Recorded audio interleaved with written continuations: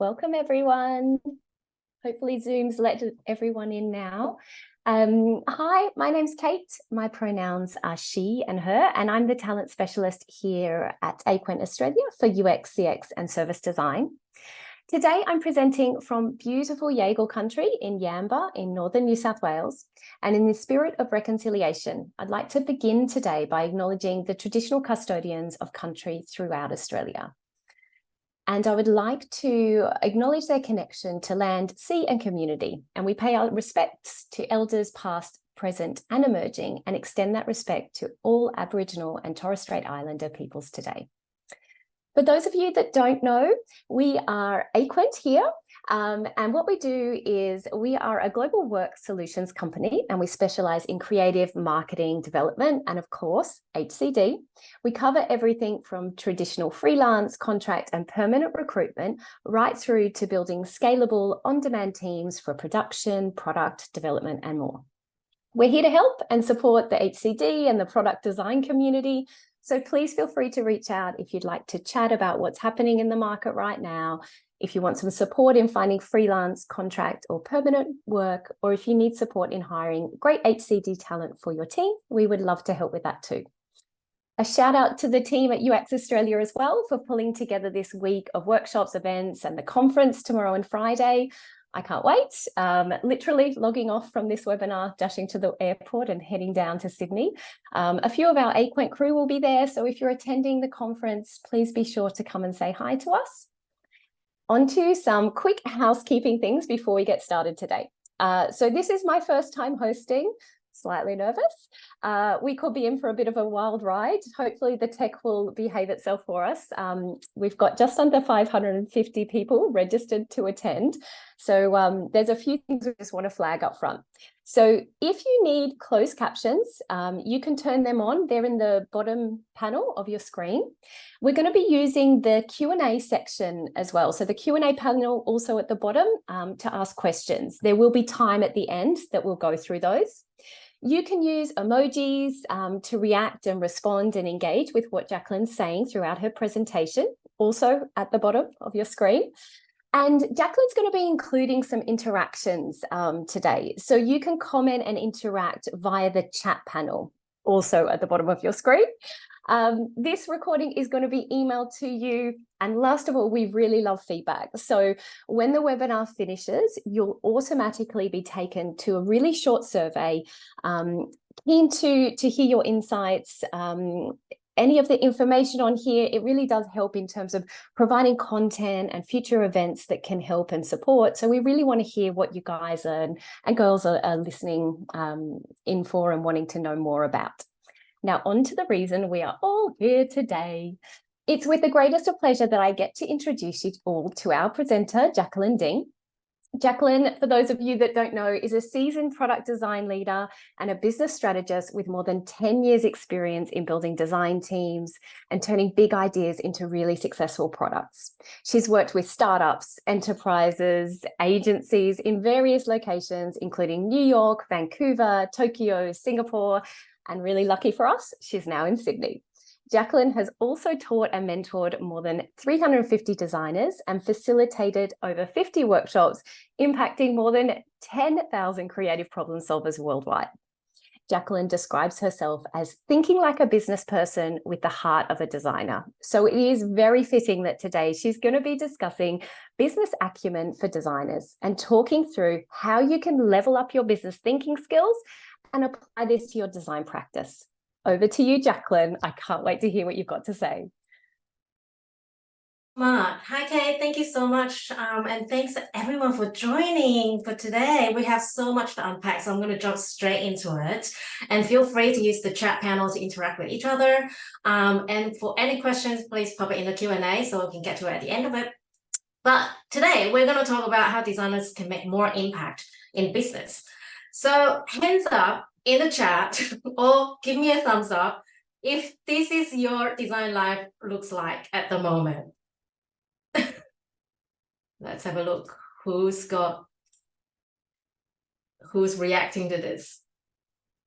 Yeah, so I think a lot of designers often when I mentor designers, they often tell me, "Hey, Jacqueline, I just feel so frustrated. We always just get told what to design. We never really we never really get to understand, what happens afterwards, etc."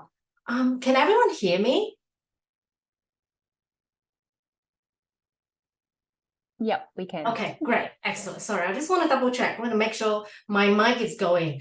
Well, yeah, so a lot of the times, if this looks familiar to you, you probably propose a lot of design ideas and your stakeholder will be like, no, this doesn't really look right. This doesn't align with what we're doing right now. So for designers, it's easy to get dismotivated, but then you ended up probably hating what you're doing just because you and your business partner can't get on the same page.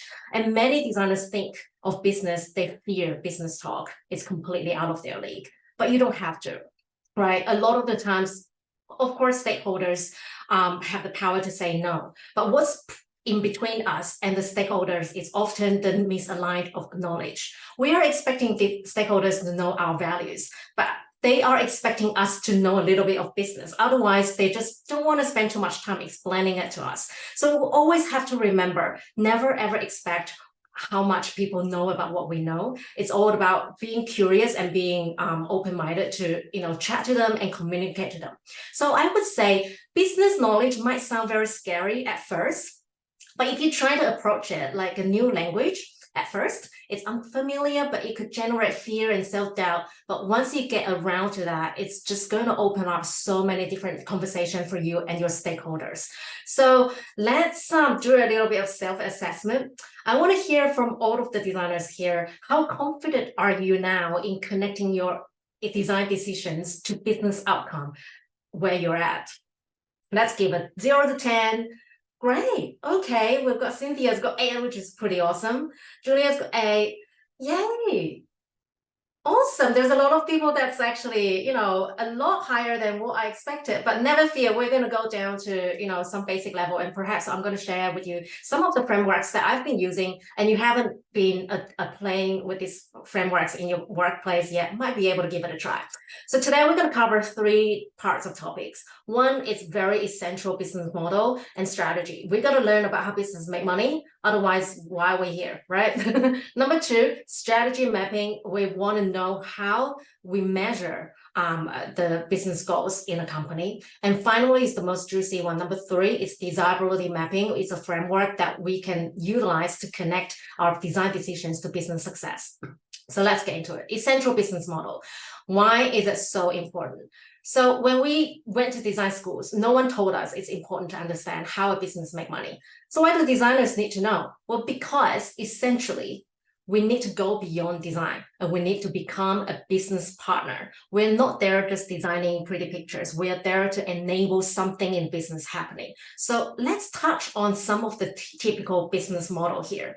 I think some of you guys are probably familiar with things like marketplace, right? So you can think about marketplace as Shopify. It could be a they could create a different marketplace for selling templates.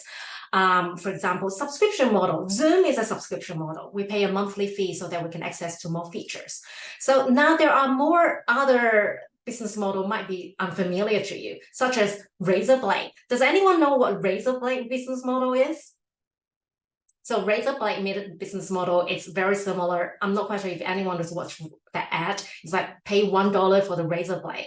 So you pay $1 for the razor blade, but you have to replace the blade, and that blade is probably going to cost you $5, right? So that type of business model is about selling you something really cheap at the beginning, but they're going to upsell you something that you must need in order for that original thing to work in the long run, so that they can continuously generate revenues that way. Printers, exactly, David. Printer is a massive razor blade model. Reverse razor blade. Can anyone think about a reverse razor blade model? Reverse razor blade is one of the products that we're all familiar with, such as Apple. Apple sells you a phone that's super expensive, but then after you have a really expensive phone, you may start to download things from their app store that costs $1. So that is kind of like a reserve razor blade model. They are focusing on the primary product sales revenue, which is the phone. And after you have the phone, it might enable you to connect with different other services with a low cost. So low touch is such as like Woolworths, Target, Kmart, that it's like, very low level customer service, and then you can do it yourself sort of thing. Franchising, McDonald's, direct sales, for example, Apple is direct sales as well. Many business models also have combined business models in their framework. So obviously we don't have the capacity to cover everything at the moment. I just want to briefly just bring it into your attention, and hopefully everyone, if you're interested, you can start reading more about this and get more interested into how different business run and make decisions on building their models. So essentially, there are 3 typical strategy companies use. Number 1 is to become cost leader. So they want to create a differentiation in their product. Or number 3 is target a niche customer market. So all of these generic strategies were populated in, about the 80s competitive advantage. There's a book called Competitive Advantage, Creating and Sustaining Superior Performances. If you are interested, I'll share the book title with you afterwards. But essentially what they are asking the business is, they have this conversation with their stakeholders. Where do we play in the competitive market, and how do we win? So often designers' job is to help the business partners enable these things to happen. And in order to do that, we must understand where we're playing, how is the business, and what is the environment is situated in. How does the company win? How do we price our products? How do we choose our materials? How do we sell to the market? So there are so many different aspects of business to enable our design to actually work in the market as well. So I feel like there's a lot of designers stay within the design bubbles, and they don't really get out so much to talk to their sales teams and marketing teams. And I would first encourage you, if you are going to start doing one thing tomorrow, please start talking to your sales team. Please start talking to your marketing team, because they know their customers better than anyone else in the business, I would say. Julie Zhou also coined it, understanding a problem well means also understanding your competition, right? So understanding the system around the problem exists is super important. So normally, whatever product that you're creating, the very straightforward thing is to think about, okay, who's our direct competitors? But you also want to think about indirect competitors in order to enable you to think about some sort of strategy and design goals to position your product that makes your competition obsolete. That sounds a little bit negative, I know, but essentially that's how the world plays. A lot of the companies, they are constantly reading business model from their competitors in order to know what they're going to play next, so then we can excel on a different area. So your business partners are probably constantly thinking about this. This is something that you also want to get your heads around as well. And so starting to voice your interest in the area to your stakeholder would be the first step I am going to be doing. Right, so the first thing before we do that, in order to ensure our design is valued by any business, step 1, we need to understand what the business goals are. So you probably have heard OKR, right? Objective and key results. For those who doesn't know, most of us actually know. So in the 1990s, another strategy management tool was introduced, which is called the Balanced Scorecard, which is my personal favorite, because OKR often doesn't give you the direct interaction with how each one of these decisions connects to the business objective. It does very little in ensuring focus in maintaining the alignment as a company. But the Balanced Scorecard is a super visualization way to help you and your business partners get onto the same page. So everyone's looking at the same graph and go, I know exactly why we're doing this. Okay, let me take you through this Balanced Scorecard framework with the example of Toyota. So balanced score, to understand how business usually lead to company success. Business leaders often create a variety of objectives to measure, to target for products and teams, right? So in a balanced scorecard model, a company's goal is often divided into 4 quadrants: financial quadrants, customers quadrants, internal process. So that would be operational. And then how might we enable the team to grow so that we can have the capability and strength in order to enable everything else to happen. So let me use Toyota, and then we're going to go through each one of these in detail. Financial. So the most essential sorry, let me just get my notes ready. In any traditional business, right, the number one priority is to maximize its revenue and profit margin. So that's often the first goal that we were going to put into these financial goals at the beginning. To maintain in business, remain in business, what are the things that we must do? So business partners and the financial team might sit together and go, we need to generate revenue this year, perhaps with a specific percentage. We want to increase X amount of revenue. We want to reduce cost to this much. We want to retain users because we've been losing users last quarter, etc. So then the next thing that we want to go down is, in order to enable that particular financial goal on the top, what do we need to give the customer in order to satisfy them? So for example, the customers might want a high quality car with 0 defects, right? Customer might want a car that satisfies their criteria of size and different pricing model, perhaps. So you and your team will then sit together in a workshop to brainstorm these things.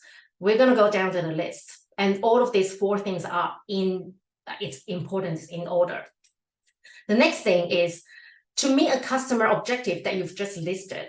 What things do we need to do well in the company? Is there any internal business process that we need to introduce in order to enable that customer satisfaction? So, for example, if our customer wants to have a high quality car with 0 defects, so in operational wise, the company may need to introduce a robust quality control process in order for us to ensure that the car has got 0 defects, right? Makes sense, right? We're going to moving down to learning and growth. That's the last part, which is one of the most important part. Many companies doesn't get this right. In order to enable this particular quality control process that we've listed in the operational, what kind of things that we need to develop and place in the team so that they can learn, they can grow internally, so that we can have the skills for everything else above it to happen. So this balanced scorecard is a super simple visualization way for you and your team to work from top to bottom and list out as many different things as you can think about. And then we're going to go bottom up, and I'm going to show you how. But firstly, I would love everyone to do a little participation and put your thinking hats on.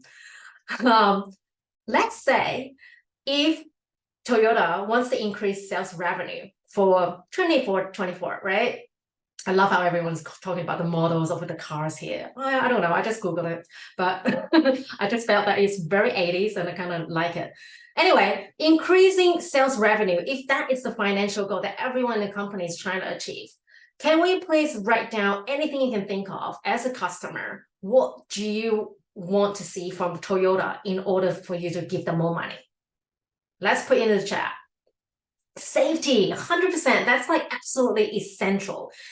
Yes, electric, I agree. I think electric all day, every day. Fuel efficiency, all of that, right? So all of these aspects that you're talking about, it's not just what the customer wants as well. So you want to sometimes go down a level and go, why do people want electric cars? That's associated with their life value. Is it associated with their income level? Is it associated with their influence circles? So there are how we analyze the customer there in order to enable us to design things to improve the profit is super essential. And I think not enough companies do enough of that, right? All right, let's go down to the list. Based on everything that you guys can see, wow, there's so many great answers. What do you think in operational wise? What kind of like business process do we need to put in place in Toyota in order to enable the customer to be happy? Efficiency, great. So how do we measure efficiency in order to know that we are doing something that is like, efficient and pushing the product out the door faster but secure? Quality control, 100%. Yeah, innovation, Donna. I mean, innovation essentially is basically designer's job, right? So perhaps on the operational level, we want to look at, are designers actually feeling that innovative enough, or are we giving them enough room to innovate? for example. And so going down the list, the last one, I know it sounds a little bit different to the last screen, but it's the same thing, learning and growth, right? So it's basically about people. What kind of people do we need in place in order to enable all of these things happen? What kind of people do you need in order to enable innovation? Smart ones, yay, engineers. So we may want to look at AI, we may want to look at, we may want to look at perhaps tracking, so like data tracking, that type of skill sets.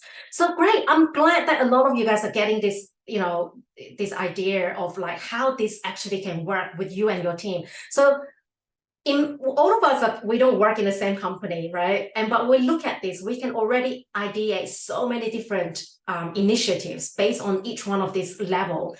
Imagine if you take this back to your team and initiate that conversation with them. I'm sure you guys can come up with so many great things. So you might, after you practice with this balanced scorecard with your team, you may come up with something like this, right? Finance, we are loud and clear. We wanted to increase revenue, and this quarter we're sitting at X, and next quarter we want to achieve Y.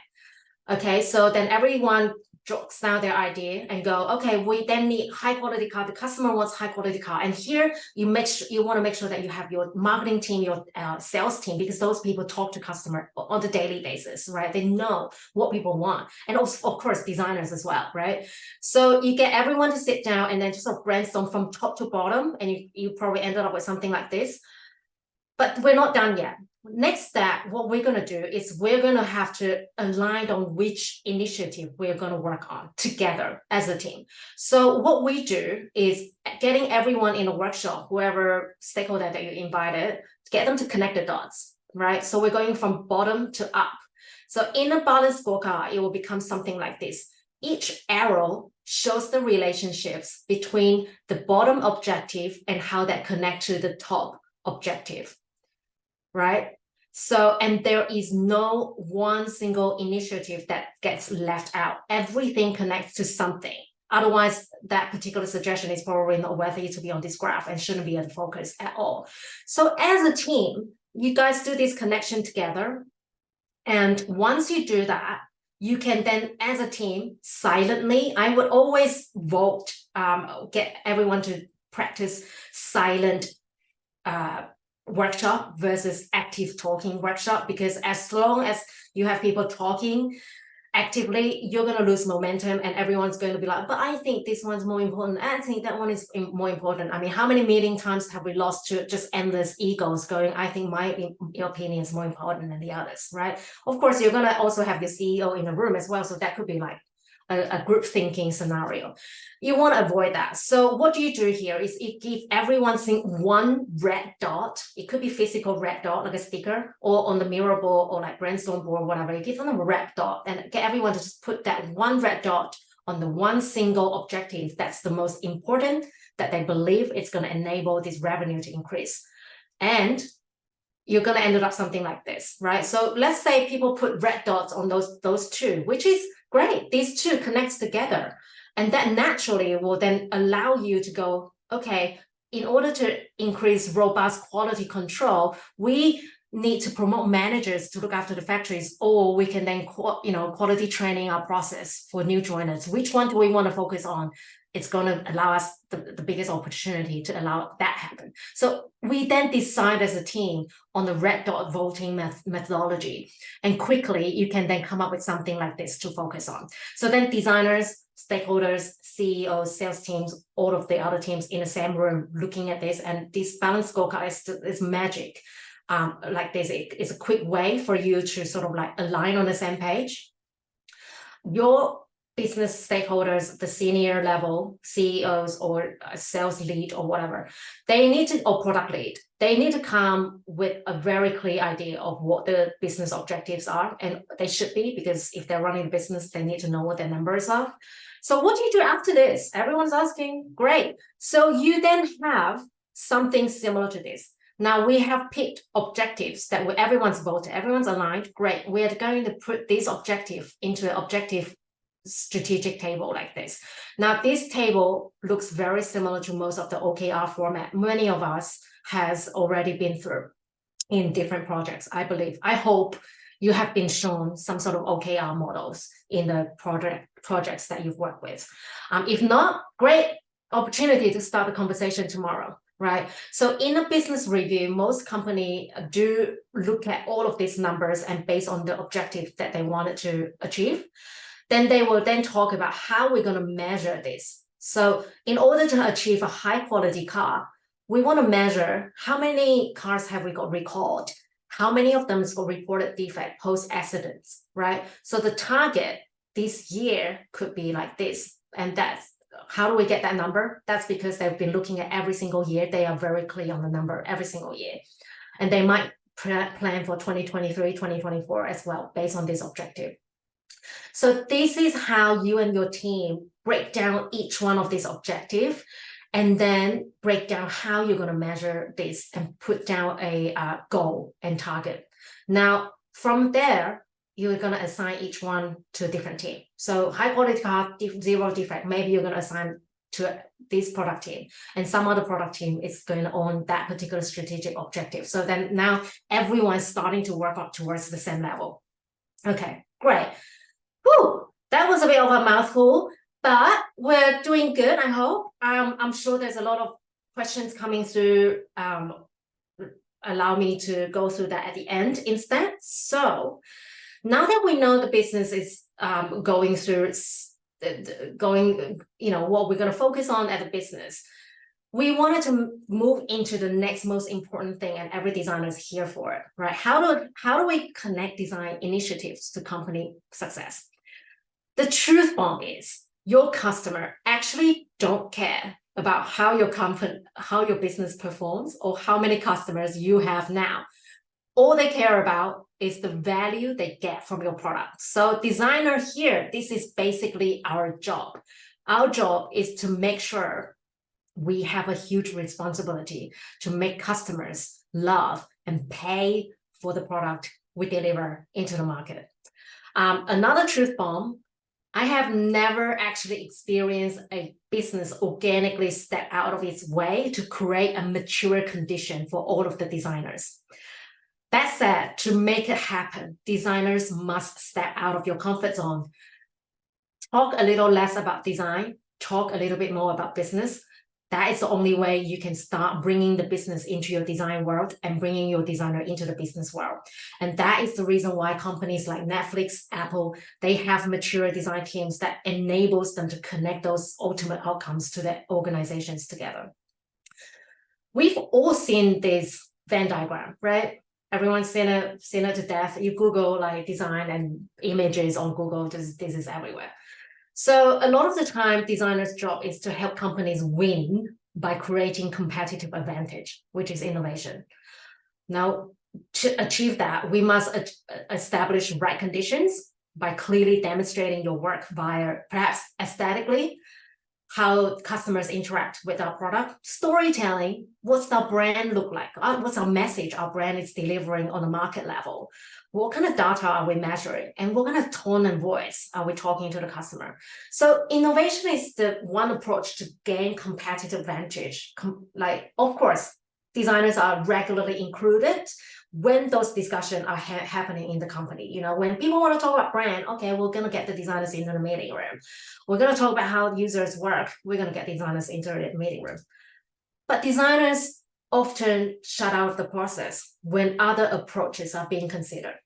So, for example, when an insurance company decided to reduce its price for coverage, this is something that business owners always talk about. They probably don't tell design until it's actually out the world, right? Or a bank suddenly decided they want to target frequent travelers for a credit card offer. It's some decision that they already made without telling the designers. So shutting designers out of this decision is not malice, right? It is a lack of trust. And so many organizations aren't prepared to trust designers beyond aesthetics or problem-solving techniques because designers, by and large, they don't speak about their work in terms of competitive advantage. This is where this Venn diagram lets us down. This Venn diagram is outdated. It oversimplifies how complicated it is to create products and services, and it pigeonholes designers into a limited perspective of what designers can do. Designers don't design. We do a lot more than design. We create desirability. So I would say, if we stop thinking about we are just designers, we are actually business partners helping to create desirability for our product. Suddenly, we are just part of the decision maker, part of the business, right? We create desirable solution, one that can be adopted and paid for by our customers, puts our competition obsolete. So designers who speak to their partners about desirability, adoption, and competitive advantage clearly gain trust faster than those who doesn't. Okay, so I have been in that position before. I used to talk design way too much, and I was just obsessed in my world. And 7 years ago, when I started to run my own business, suddenly I was wearing every single business hat, and I'm never going to look at designers design the same way ever again since that experience. And I can tell you, as soon as you get out of that design bubble, it just enables you with so much more opportunity if you're open to it. So designers need to demonstrate this particular equation. How do we measure desirability? If you know how to measure desirability, you'll be able to connect design with business success. So how do we unpack this? Simply put, designers work to improve any user experience of anything, all right? So that we can achieve this particular user or CX customer objective and goals. And because we can help customers to achieve of these objective and goals, and we do it so much better than our competition, we are actually going to help that turn it into adoptions and profits for the company. And that is the kind of conversation we need to learn to have. So before you do anything else, right, when you get on in a new project, get a new job, and you sit down and people start briefing you design techniques, design task, before you do anything, always make sure you step back and ask questions first. Always you make sure you know what are the company goals. So desirability is where we need to demonstrate. So there are only 5 things executives worry about. And this sounds cold, but it's true. I'm going to put it in the chat so you can, know. This is all they worry about. Hard, but true. Increasing revenues, decreasing costs, increasing number of new customers, getting more monies from existing customer base, and shareholder values. That is how a business survives. And of course, there's a lot of human element involved into all of this as well. But at the end of the day, we have to combine human with numbers, right? So when you present your work to non-designers, you have to use their language. Please, how do we do that? Perfect segue. How do we speak their language? Now I'm going to show you a framework that I've been using to communicate desirability on how designers can showcase competitive advantage from their work. It's called desirability mapping. Very similar to format to what you've seen earlier in a strategy mapping. So I've tried this many ways to demonstrate creative value for the last 10 years, and this usually is a winning format, right? And what I've found is if you ask designers, what is desirability? Can you explain to me like what makes the people want the product? And if you ask 10 designers, they will give you 10 or probably 20 different answers, right? They'll probably be like, oh yeah, it's super easy to use. We probably don't have to understand our customer really well. We're gonna make sure that the user flow is frictionless. All of these things are valid 100%. But because every single designer will gonna give you a different answer, for a stakeholder, they're going to listen to it and go, this sounds objective. It doesn't sound concrete. It doesn't sound like something that I can relate to. What the hell is user flow? You're starting to use like way too many jargons, and you're excluding the stakeholder out of the conversation. So the desirability scorecard here is fixated on 4 things. And these 4 things is in order again. This 4 perspective is to keep things super simple for my business partners. And I've been able to align most of desirability objectives in many teams without any problem using this conversation. So if you want your organization to prioritize things like ethnics, accessibility, perhaps your company is creating a product for wheelchair, for example, obviously accessibility is the first and foremost thing for the product to succeed. You will then need to, you know, like adjust this a little bit to suit your company needs, right? But generally speaking, for desirability, if you want to measure, these 4 things are usually enough. So ultimately, you know, okay, so credibility above everything else. Why? Because if a customer doesn't believe your product or service is credible, or they don't trust you, they're going to quickly take their business elsewhere, and therefore this is on the top. So this setup is gives the design team an initial outlook of what desirability is actually: just detectable, usable, impactful, and credible customer experience. So let's break this down. What does each focus area means? Credibility on the top, well, ultimately factors like trust, safety, security. You know, it's very similar to things that you did in an earlier experience. There's some blurry lines crossing over. But credibility, you're completely thinking about from a customer's point of view, what makes them trust your product, you know? Okay, so we're moving down the list. The second thing, in order to meet one of these credibility objectives, it could be trust, safety, security, ethics, or inclusions. What are the things that must be true for us to create impact, right? So you can then just workshop with your team, and often you're going to come up with the expression that is a combination of a verb and a noun, right? So we want to deliver faster to value. Okay, great, because faster to value makes people trust you more. Or we want to increase adoption rate, because if adoption rate is increased, that means we are creating trust. We are creating an environment that people want our product. Great. Moving down the list, usability. Now we're talking about the actual product, right? To meet an impact, one of these impact above, what are the things that must be usable? So it could be, we need to increase task completion rate. Maybe our product is purely created for people to come in here to get something done fast. So they're not doing things done fast now, and they have a lot of drop downs, drop offs at certain level. We need to improve that. We need to reduce time to sign up, etc. This we probably some of us are more familiar if you're working in a user experience area. But if you're in any other design area, like for example, if you're a graphic designer creating a poster for a concert, you can still somehow measure that in terms of like, what kind of impact do we want people to have after they look at this poster? We want them to take action, buy a concert ticket, you know, and we want them to feel a certain way so that they can take action quickly, that kind of thing. Every single design is there for a reason. Nothing is here just for a pretty picture. Finally, detectability.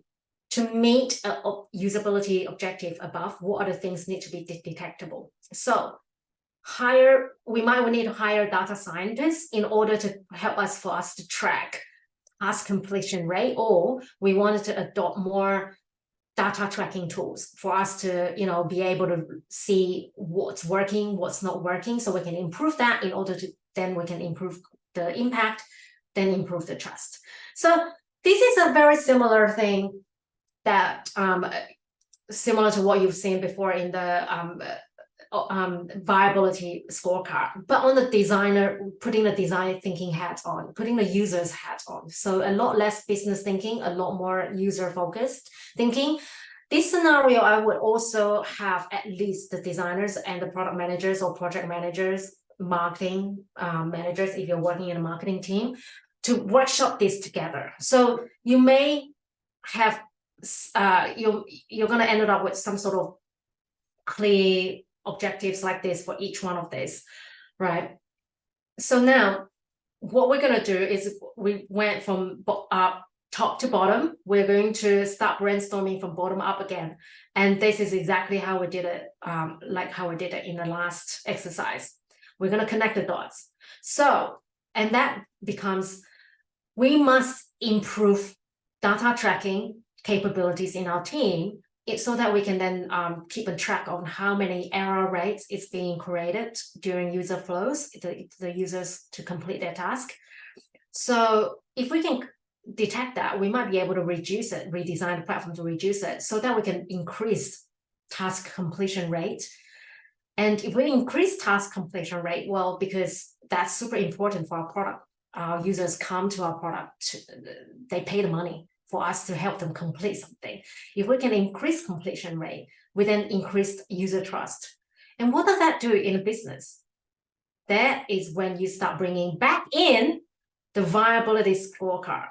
You are then going to connect that sentence back to exactly where the business objective is, right? So you're going to end up having something like this. If we improve data tracking, and then we'll be able to reduce this error rate for the new users. This increase completion rate on the app, which will then increase the trust for our users, so that in the end, we can improve quality of the product usability, and that will increase the revenue from our new customers. So every single thing you design, you always will be able to connect back to why you're doing it and how is it going to impact every single business. So from that point, just like exactly what you did from the earlier exercise, you're going to pick one of these objectives, right? So you're going to look at this and go, okay, great. We're probably going to reduce error. How do we going to reduce error? You pull that out as a team, and then you start putting design initiatives under that particular strategic focus. So everyone in the design team and the product team goes, okay, great. We want to reduce error. We need to know where the errors are, right? So workshop this with your team. I can see the error that's happening in the sign-up forms right now, or maybe the error is happening here. Everyone pulls that together. Then you guys will then vote exactly which initiative you want to focus on. So for example, if we want to focus on usability of sign-up forms, we want to improve that because that's where the error is happening. Right, then the team will then discuss how are we going to measure this? Do we want to measure time to complete? What's the existing time? What's the goal? So lagging is what's happening in the past. This is what's happening now. That's what we want to target. That's the future leading. We also want to measure frequency of errors. So you may want to use tools like FullStories, digital, if you're creating digital product, FullStories, or you want to maybe do user interviews, user testings, etc. And then when users make an error, can they recover quickly? That's super important metric as well, because if they cannot recover from an error, they might not try third time, right? So usually if people can recover the next time, they hit the same roadblock, they know how to recover themselves. So it's kind of like this kind of thing. It's all about team workshop together. None of us is going to just straight up trying to come up with a solution. You're always going to try to align your objective to something. Okay, so how do we usually measure this? Now, for those of you who are not familiar with metrics, please don't freak out. There are tons of materials out there to help you understand how to do this properly. But I would normally recommend everyone to utilize the basic framework, which is the Google Heart framework. It's measuring the customer happiness as well as different key metrics that you could measure from your design, and there's different signals. So you want to see how many people does X. This is the behavior, the goal, the user behavior, and this is the indicator, right? So how do you measure it? For happiness, you can utilize customer survey. For engagement, you can use Google Analytics, FullStories. Adoption rate, you can use Google Analytics as well, ConvertKit or FullStories.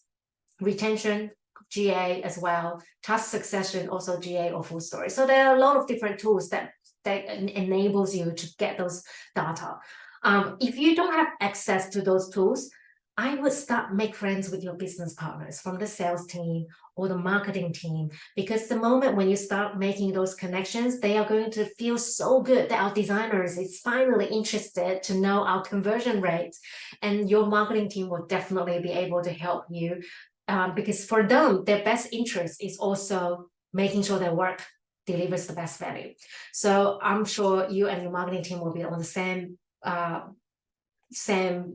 towards the same goal anyway, so it doesn't hurt to start that conversation today. Well, that was a handful of information. So just to rewind, today we cover essential business model strategies very briefly. Strategy mapping so that you and your business partners can work out what is viable for the business, what you're trying to achieve together. And then finally, we went into desirability mapping so that you know how to workshop and connect design with business success. In order to do this, frameworks is one thing. Another thing is super important for everyone. Every designer, I believe, they need to start polishing their facilitation skills. I think it's one of the best science skills, the soft skills that designer can put together. Yeah, and I also run another full course in November. So if you're interested, please let me know. But I would love to hear from all of you guys. Everyone, what is your biggest takeaway today? And if you were going to do one thing different tomorrow, what would you do? Let's share in the chats.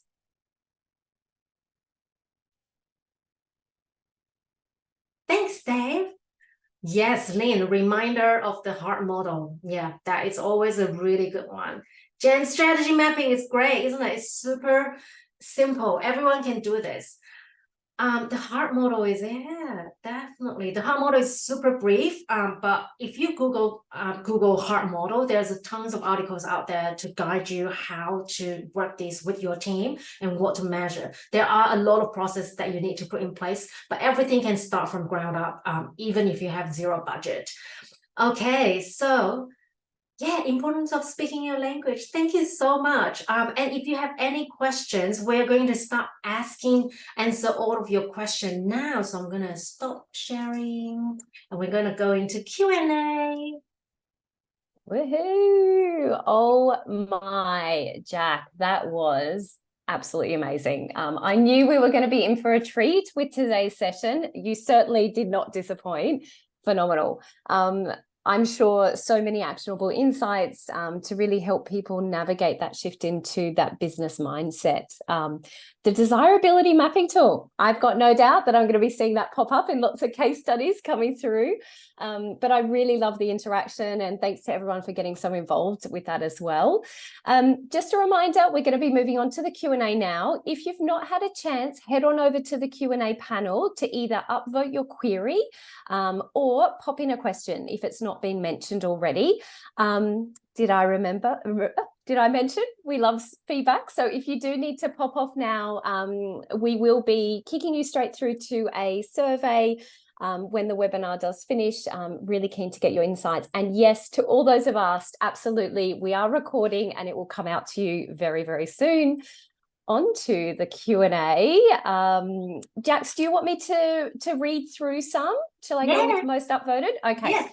So we have a few relating to the balanced scorecard. So I might read you a couple of them, and then if you want to sort of loop in thoughts on them. So we've got Liesel has said, how do you use the balanced scorecard for meeting business objectives in a government setting where sales revenue is not the financial goal?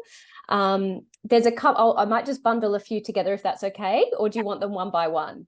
That is a great question, but is the other one similar to this one? Yeah, how do you handle situations where the CEO or senior leadership team don't have a clear objective? We've also got, the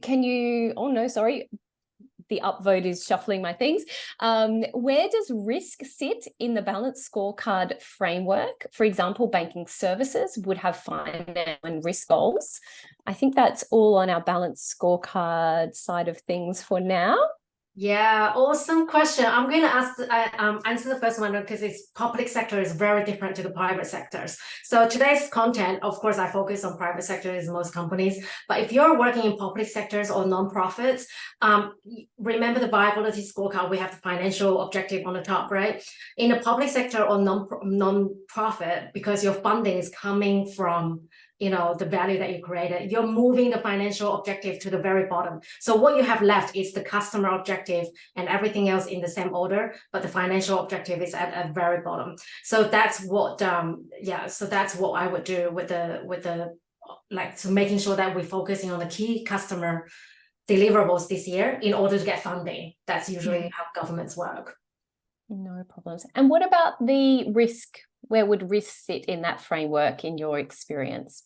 Yeah, so usually risk is if risk is super important, it's actually outside, it's like different. I would do a different workshop. So we would also always prioritize on what we think is going to be possible first.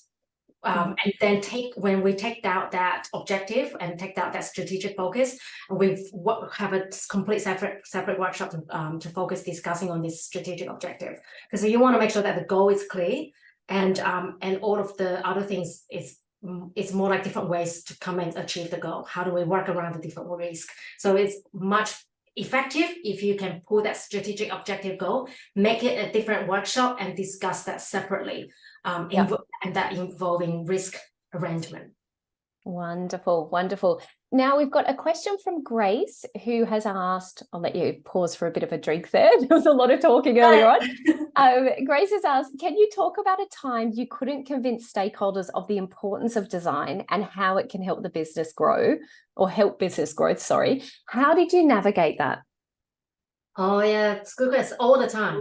That happens all day, every day. Yeah, do that every day. Usually okay, how do I do that? It's a hard question to answer because every single company is different. But I would always try to learn why they want to do what they want to do. So I gotta stop thinking myself as a designer usually when I have those conversations, or when I start to talk to a stakeholder when they're very business driven. But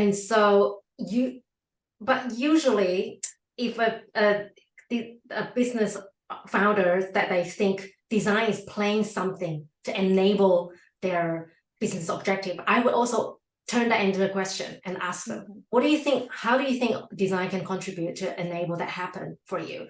And so that you would then give them the microphone, so it would get them to think about how design actually plays into it. Am I just paying designers to turn my ideas into a output, or am I hoping the design can trying to change the business numbers for me? So once you start asking the right questions, you might be able, I find that usually if I ask questions that sort of like letting them answer themselves, it's usually the best way for them to see that they actually understand design enough. And that would then open up a lot more room for you to go, actually, let me show you, we are actually here to create this desirability, for your customer, and why that happens. So you need to, before you have those conversations, make sure you do your homework, to just at least understand why they hire you, why you're there, and if there's any metrics or numbers that you can pull out to connect the dots, and do the homeworks of this desirability mapping or something first. Bring it into your business meeting so that you can gain buy-in that way. Love it. Love it. I'm no doubt people are noting that down. We've got a question here, which I guess is, reflective of that business side as well. But how do you bring tech and engineering, who end up impacting the whole scope, depending on what can or can't be done in the time given? The old engineering query. Yes, yes, yes. Okay, so this is very heavily this will be depending on the company culture. Right. So if the company culture is heavily technology led, this is usually what happens. Or sometimes designers report to engineer or like head of engineer, which makes absolutely no sense. And so a lot of the time, if the engineer is leading designers, or engineers are telling you guys what cannot be done, I think there is two things, right? One, being a designer, you need to understand the capabilities of the tech stack, or like the feasibility. Very important. And number two, because you're a designer as well, we can't actually expect other people to understand why we do what we do. We somehow need to be a little bit more flexible. So what I would do is, every time when I propose a solution, well, because of after these many years, I often know how hard it is for engineers to accomplish something.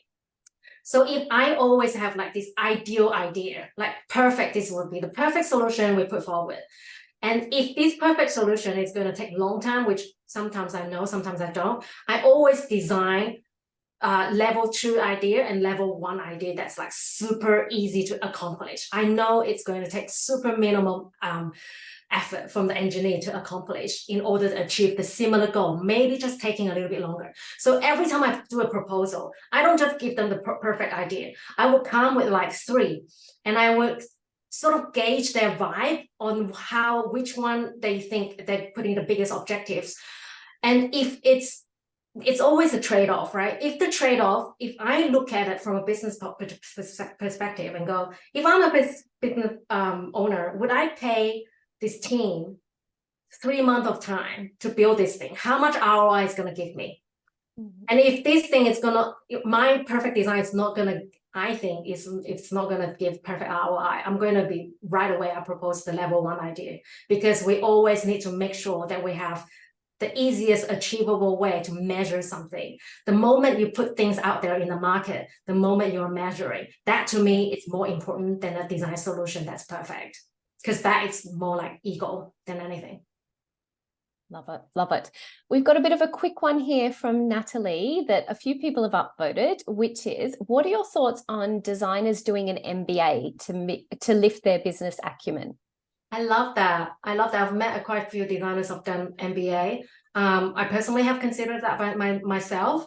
But then I figure, because I ran business for 7 years outside of this, I feel like I've been just like thrown from the top of the high-rise building and trying to assemble an airplane on the right way down, kind of training model from my experience. But it is you probably don't have to go through a full 2 years MBA thing. It might be there is like a bootcamp course that you can do. And another thing I would say, if you're in product land, another way I would encourage all the designers to do is start listening to what product managers do. Learn product management, because that's their role. It's kind of like they often bring in the business side of the point of view to designers, right? And I swear, ever since I did this business thing, ran my own business, and before I propose any idea, I always come up with like the most complicated way, but perfect way. But this is the easiest way. It's going to give us this outcome so that we can measure X. And this measurement is going to allow us to do everything. So I already come to every meeting and done PM's job for them. And they love it. They love working with designers like that. If you can position yourself like that, you're like instantly the most desirable hire. Right. So I would say start just listening to all the PM contents. I love Marty Kagan's Cliche But True. Inspired is a great book. And I listen to every single podcast on my list is product management. So if you need any podcast suggestions, ping me on LinkedIn. I'll send you a couple. Yeah, that would be my suggestion. Lovely. Save a little bit of money and hit the podcast. Yeah. Hey, we've got 2 minutes. Let's see if we can sneak one more in, maybe. We've got a few upvotes on this one from Glenn. So how do you attribute the impact of designers, such as increased flow usability, to an increase in revenue? It's plausible. Oh, sorry, give me a second. It's just shuffled. There's been upvotes going on. It's plausible to suggest correlation, but causation is a bit harder to track. Any insights on this? Is that okay, Kate, if you can copy and paste that question into the chat? Sure thing. It's a bit of a big one. Here we go. Can you see it? Yes. Okay. How do you attribute the impact of designers, such as increased flow, usability, to increase revenue? It's plausible to suggest a correlation, but causation is a bit harder to track. Yeah, definitely. And it's like really depending on what kind of product that you're working on, right? Like I think using,